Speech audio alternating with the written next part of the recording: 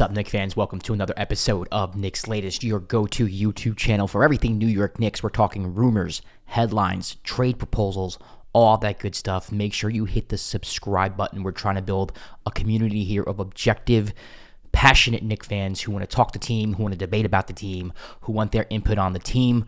I definitely take your YouTube comments. I do comment on them on the show. I answer questions on the show, so look out for that. It's not just you commenting with each other. I also use your comments, trying to make this as big of a community as possible with Knicks fans going into what is the most anticipated New York Knicks season in the past 25 years, a season in which the Knicks finally are favorites to win the Eastern Conference. Some would say are expected to get to the finals, and some would say have a legitimate shot of winning the NBA championship. We are in the middle of a golden age for the New York Knicks. Slow news day, but let's get into it anyway. Article came out in Sports Illustrated. Actually, a couple articles for the past couple days have been talking about Mitchell Robinson's extension and what the circumstances would be if they were to give him an extension. And that's pretty much come down to if he just takes a team-friendly deal. I'll just wrap it up for you here. It seems like the Knicks are interested in keeping Mitchell Robinson around, that he's not just going to be used as trade bait for the deadline, that if worst comes to worst, they would re-sign him in the offseason. I think they realize how valuable he is defensively. Again, the only thing is with Mitchell Robinson is his ability to stay healthy. Now, he's been healthy in the playoffs last season. The year before that, he got hurt. You know, it's kind of a crapshoot with him whether or not you're going to get him, you know, at the end of the year in April, May, and hopefully June if you're the Knicks. And without Mitchell Robinson, I'm not really sure if this iteration of the roster can hoist that Larry O'Brien trophy at the end of the year. I think he's too important to the defense. I think whether he starts or doesn't start, he's going to get big minutes in the playoffs. And for me, the way the roster's set up now, he has to be on the floor. And I think Leon and company, they realize that. I think they know how important he is to the team. But I also know that there is this harsh reality that Mitchell Robinson just cannot stay healthy. He cannot stay on the court for close to 80-something games. Whether you're going to get him in the playoffs is a big question mark. And that's worrisome, you know. And Mitchell Robinson is a great rim protector. And there are a lot of good rim protectors in the league. But rim protectors like Mitchell Robinson don't really grow on trees, because Mitchell can also go on the perimeter and not just hold his own on a switch. He can play really good defense on guards for a big guy. He's somebody who, if you have a stretch five, he can play that stretch five. He can move his feet. Just overall, one of the better defenders in the league when he's healthy. And that's just not something you let go of, especially when, you know, you have the front court of Karl-Anthony Towns, or you have Jalen Brunson, who isn't the best at keeping his man in front of him, and you need someone on the backside, or you need somebody to switch, or hedge, or drop, which Mitch is fantastic in. He just cleans up so many mistakes on that side of the basketball. He's just too valuable to let go for nothing. So I don't know if the Knicks give him an extension right away, but it seems like they want to do it. It's just whether or not Mitchell Robinson is willing to give the Knicks a hometown discount. If Mitchell Robinson's willing to stay for another few years, knowing that he might get less money because he gets hurt, because he's injured. Are you willing to go into the season risking getting hurt and making less money? Those are the questions that Mitchell Robinson has to answer in his head. I'm sure that's something that him and his agent talk about frequently. But as of right now, he is a New York Knick. I'm happy he's a New York Knick. And I don't think they can get to where they want to go to without him this year. I do think it's possible he's a trade chip at the deadline, but that depends on if talks go south, if he's hurt, if he's healthy. There's just so many things that go along with that I don't even know if we should even get into that, because we don't even know what the trade deadline's going to look like and who's going to be available and where the Knicks are going to be in the standings. So we'll see. I would like Mitch to be extended just because he is the longest tenured Knick. He was here when things were awful. You know, he's went through all the kids. Like, he survived RJ. He survived Obi. He survived Quentin Grimes. He survived Emmanuel Quickley. Like, he is the last one standing. And it would just be nice that if the Knicks ever won a championship, he would be on the parade float with the pick, or in his pickup truck going down the Canyon of Heroes. It'd be a nice thing to see. It'd be something that would make me really happy.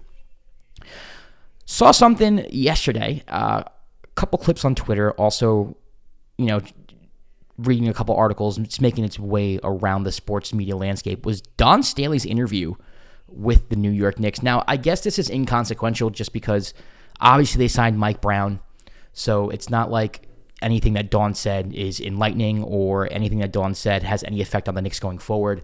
I just thought it was a cool interview, looking into how the Knicks interviewed what would have been the first female coach if they hired her.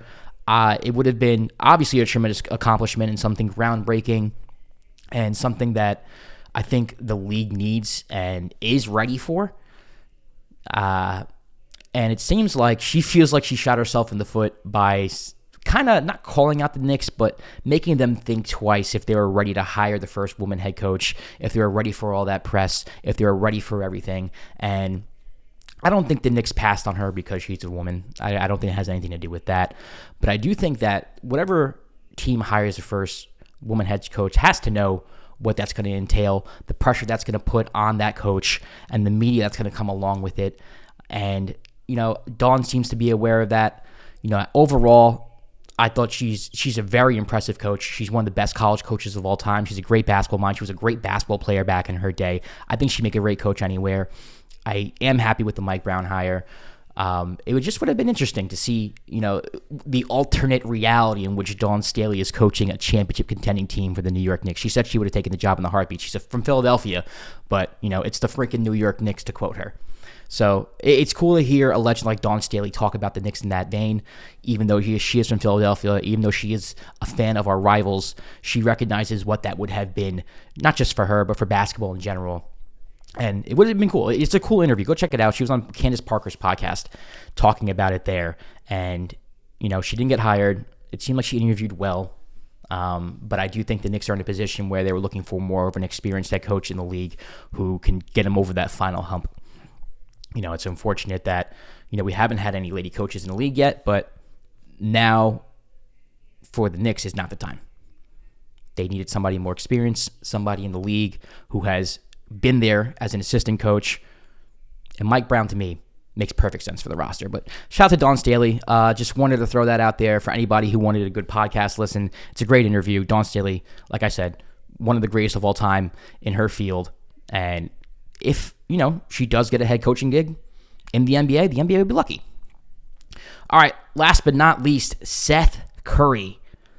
I put this on here because I saw Daily Knicks, said that, wrote an article about how no one's really talking about Seth Curry going to the New York Knicks. He's a sharpshooter. The Knicks are talking about adding some type of shooters, but no one's talking about Seth, and that's kind of true. Seth has been out there for a while now. He has bounced around the league. He had a pretty good career in the middle of a portion of his career with Portland, with Philadelphia, kind of sagging off a little bit here as we're getting older. I mean, he can't really guard anybody. I think that's a problem. Also at the Knicks, we have Deuce McBride, we have Jordan Clarkson. Seth Curry would not get any playing time, I think, at all, except in situations where people are hurt. But at the end of the day, this is the vet minimum. So, yeah, I mean, that's what you're going to get when you're signing someone to the vet minimum. You're not getting somebody who's going to fit into the rotation and ball out right away. Now Malik Beasley is the golden goose right now because he's somebody who has a very, very special circumstance. And if you got him, he would be in the rotation immediately and be an impact player. But typically, for the most part, this player that you're signing at a vet minimum in late August is not going to make a big impact. He's somebody who break the glass in case of emergency. And to be honest with you, I don't even know if I want Seth in that role. I would rather a Malcolm Brogdon. I would rather a Landry Shamet. I would rather a DeLon Wright, who's good defensively. I understand where people would be coming from because Seth is a great shooter. He's a knockdown shooter. But, we are sacrificing a lot already on the defensive end. It would be nice to have someone like a DeLon Wright who can come in and guard the perimeter if need be. Landry Shamet is somebody who can guard the perimeter as well. I know Ben Simmons is still out there.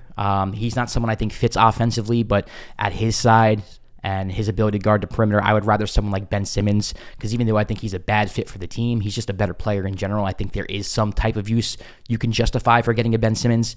So Seth Curry, his name being thrown out there. I vote thumbs down. Let me know what you think in the comments. Who do you think the Knicks should get? Is there somebody out there we haven't talked about, like an unsigned free agent who nobody's talking about, that you think should be on the Knicks? I'm not talking about your Ben Simmons. I'm not talking about your Russell Westbrook. Somebody that nobody's talking about, that I haven't talked about in the past couple weeks, that you think the Knicks should sign. Let me know. All right. Now, that's going to do it for today. was a slow day. We'll be back tomorrow with more news, hopefully, maybe some trade proposals.